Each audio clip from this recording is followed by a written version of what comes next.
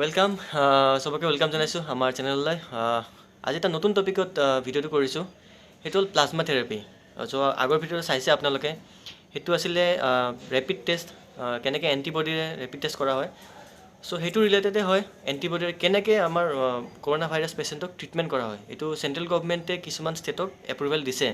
চ' সেইটো বিষয়ে আমি ভিডিঅ'টোৰ ওপৰত এটা জাষ্ট ডিছকাশ্যন কৰিম, কেনেকৈ কৰিছে। চ' আজি টপিকটো হ'ল প্লাজমা থেৰাপি। লগতে কৈ দিওঁ, লকডাউন হয়, বহুত দিন হৈ গ'ল। চ' এটা বহুত বঢ়িয়া প্ৰচেষ্টা হাতত লৈছে Infotech CEC quiz competition, WhatsApp quiz competition. হোৱাটছএপত গ্ৰুপ থাকিব, তাতে কম্পিটিশ্যন হ'ব। চ' কোনো ধৰণৰ ৰেজিষ্ট্ৰেশ্যন নাই, কিন্তু প্ৰাইজ মানি আছে, ফাৰ্ষ্ট ছেকেণ্ড থাৰ্ড, আৰু চাৰ্টিফিকেটো পোৱা হ'ব। চ' সেইটোৰ কাৰণে আপুনি এটা নম্বৰত হোৱাটছএপ নম্বৰ থাকিব, তাতে আপুনি মেছেজ কৰিব। নম্বৰটো ইয়াতে দিয়া আছে, সেই নম্বৰত মেছেজ দিলে আপোনাৰ ৰেজিষ্টাৰ হৈ যাব। আৰু 26 তাৰিখ লাষ্ট ডেট। চ' তাৰ আগতে ৰেজিষ্টাৰ কৰি ল'ব আৰু কুইজ খেলক, জিকক, আৰু নিজেও জ্ঞান লওক, আনকো জ্ঞান দিয়ক। Thank U.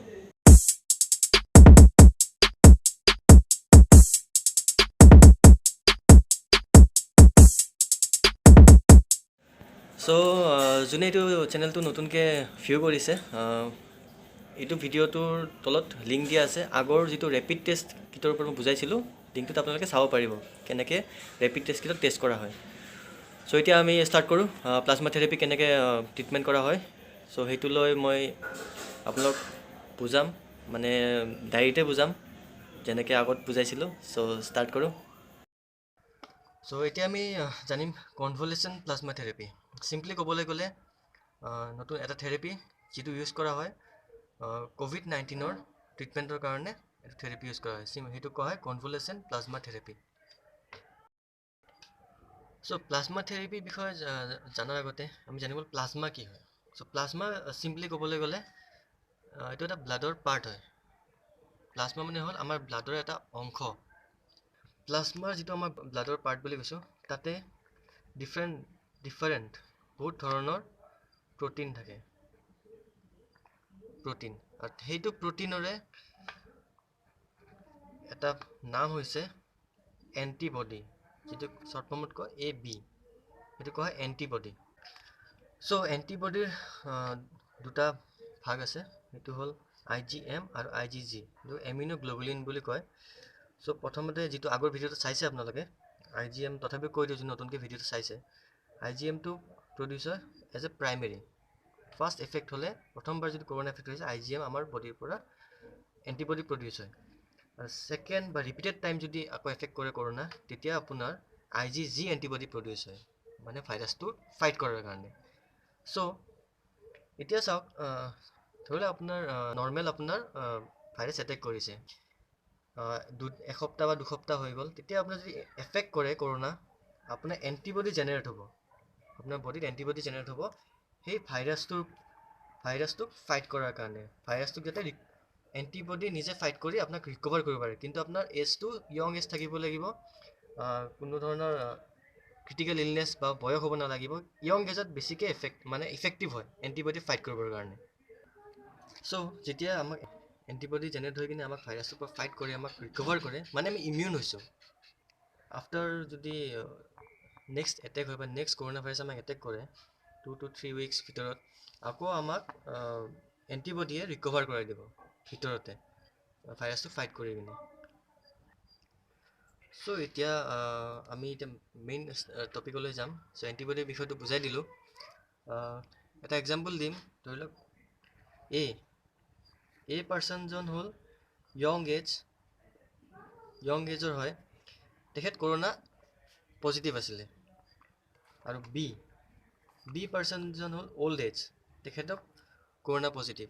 এতিয়া এ পাৰ্চনজন য়ং এজ হয়, আৰু তেখেতৰ বডিৰ পৰা এণ্টিবডি জেনেৰেট হোৱাৰ কাৰণে তেখেতে ইমিউন হৈ গ'ল, মানে ইমিউন হ'ল আৰু তেখেত ৰিকভাৰ হৈ গ'ল। এতিয়া তেখেতৰ এণ্টিবডি যিটো কোৱা হৈছিলে IgM আৰু IgG, এইটো ট্ৰান্সমিট যদি আমি কৰোঁ, মানে ডনেট কৰোঁ, এইটো হৈ গ'ল ৰিচিপিয়েণ্ট। এ নামৰ পাৰ্চন হৈ গ'ল ডনাৰ, বি নামৰ অল্ডেষ্ট কৰোণা পজিটিভ পাৰ্চন হৈ গ'ল ৰিচিপিয়েণ্ট। চ' আমি এই দুইটা এণ্টিবডি আমি কেনেকৈ ট্ৰান্সমিট কৰিম বি নামৰ কৰোণা এফেক্ট পাৰ্চনজনলৈ, তেখেত ৰিকভাৰ হোৱাৰ কাৰণে, এইটোক কোৱা হয় ট্ৰান্সমিশ্যন। আৰু এনেকৈ আমি প্লাজমা ট্ৰান্সমিট কৰিম কৰোণা পাৰ্চন ৰিকভাৰ হোৱা পাৰ্চনজনৰ পৰা বৰ্তমান যোনজন কৰোণা এফেক্ট হৈ আছে।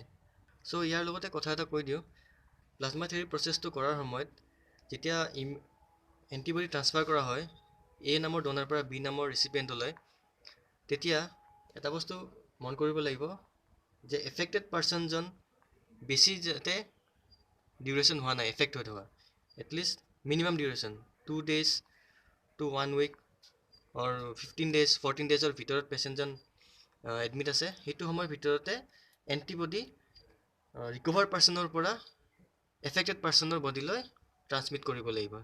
তেতিয়া এই বি নামৰ পাৰ্চনজন ৰিকভাৰ হোৱাৰ চান্সেছ হাই থাকে। চ' এই প্লাজমা থেৰাপি প্ৰচেছটো ছাকচেছ হ'বৰ কাৰণে বেছি মানুহে যাতে ট্ৰিটমেণ্টটো পায়, এজন ফেমিলি মেম্বাৰে অকল নিজৰ ফেমিলিৰ মাজত ডনেট কৰে, সেইটো তাতে সীমিত হৈ থাকিব। চ' সেইটোৰ কাৰণে যিমান পাৰে যাতে ৰিকভাৰ পেচেণ্ট বেছি হ'ব লাগিব, যিমানে ৰিকভাৰ পেচেণ্ট বেছি হ'ব সিমানে ডনেট কৰিব পৰা যাব। চ' সেইটো এটা দৰকাৰী কথা, ৰিকভাৰী পেচেণ্ট হাই হ'লে আমি ডনেট কৰিব পাৰিম।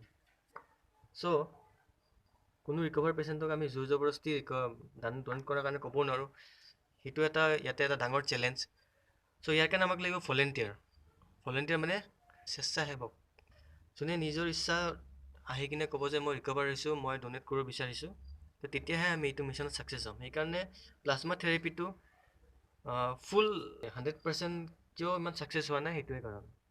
ৰিকভাৰ হিচাপত এফেক্টেড পাৰ্চন বেছি আছে। চ' যদি 100জনৰ ভিতৰত 10জন ৰিকভাৰ হৈছে, ত' 10জনে 90জনকতো এণ্টিবডি ডনেট কৰিব নোৱাৰে, সেইটো পচিবল নহয়। এজন ৰিকভাৰী পাৰ্চনৰ পৰা ইমানখিনি এণ্টিবডি এক্সট্ৰেক্ট কৰাটো সম্ভৱ নহয়। আৰু এটা পচিবিলিটি আছে, এইটোৰ বিষয়ে যেতিয়া ষ্টাডি কৰিছিলোঁ নেটত চালোঁ, তেতিয়া মই এটা বস্তু পালোঁ, যদি আমি এণ্টিবডি যিটো এণ্টিবডি নেচাৰেলি মানুহৰ বডিৰ পৰা আমি ট্ৰান্সমিট কৰি ৰিকভাৰ কৰি আছোঁ, ছেইম এণ্টিবডি যদি আমি আৰ্টিফিচিয়েলি স্পেচিফিক এণ্টিবডি আমি আৰ্টিফিচিয়েলি ৰেডি কৰিব পাৰোঁ, আৰু দুটা টেকন'লজিৰ হিচাপত মন'ক্ল'নেল আৰু হাইব্ৰিডমা টেকন'লজি। চ' তেতিয়া পচিবিলিটি আছে যে যিমান এফেক্টেড পাৰ্চন আছে সেই এফেক্টেড পাৰ্চনক ৰিকভাৰ কৰাৰ কাৰণে এটা পচিবিলিটি আছে, যদি আৰ্টিফিচিয়েল আমি এণ্টিবডি আমি ৰেডি কৰিব পাৰোঁ। চ' এইটো প্লাজমা থেৰাপিৰ এটা চিনাৰিঅ' হয়। চ' বৰ্তমান ক'ব গ'লে ট্ৰাইলতে আছে, কিমান দূৰ ছাকচেছ হয় পিছলৈ গম পাম। So' this is called convalescent plasma therapy. এইখিনিয়ে আমাৰ এটা জাষ্ট ইন ব্ৰিফ মই অকণমান নিজৰ ফালৰ পৰা যেনেকৈ বুজাব পৰা এটা আইডিয়া দিছোঁ। চ' আপোনালোকে চালে কেনেকৈ বুজালোঁ ডাইৰেক্ট, খালি হেণ্ডৰাইটিঙত নাযাব, মানে ৰেকৰ্ডিং কৰি থাকোঁতে কৰি গৈছোঁতো, চ' অকণমান হেণ্ডৰাইটিং বেয়া হৈছে। চ' ঠিক আছে বাৰু, সেইটো হ'ল প্লাজমা থেৰাপিৰ প্ৰচেছ। আশা কৰোঁ প্লাজমা থেৰাপি ছাকচেছফুল হওক, বেছিকৈ পেচেণ্ট ৰিকভাৰ হওক, আৰু ভলেণ্টিয়াৰ নিজে আহক, মই ডনেট কৰিম বুলি আগবাঢ়ি আহক, তেতিয়াহে 100% ছাকচেছফুল হ'ব। চ' আৰু যদি ভিডিঅ'টো ভাল লাগিছে ছাবস্ক্ৰাইব কৰিব, শ্বেয়াৰ কৰিব, লাইক কৰিব, আৰু ছাজেশ্যন দিব। আগৰ ভিডিঅ'টো কৈছোঁ, ছাজেশ্যন দিব মানে কেনেকৈ ধৰণে আকৌ মই ঠিক কৰিব পাৰিম বা কি ভুল হৈছে সেইখিনি শুধৰাব পাৰিম, সেইটো ছাজেশ্যন দিব। আৰু বেয়া পাইছে যদি কি বেয়া পাইছে সেইটোও ক'ব। আজি ভিডিঅ'টো এইখিনিয়ে আছিলে, আৰু নেক্সট ভিডিঅ' ব্যতিক্ৰমী টপিক এটাৰ ওপৰত বনাব গৈ আছোঁ। চ' তাৰে কাৰণে অকণমান অপেক্ষা কৰিব। Thank you. জয় অসম।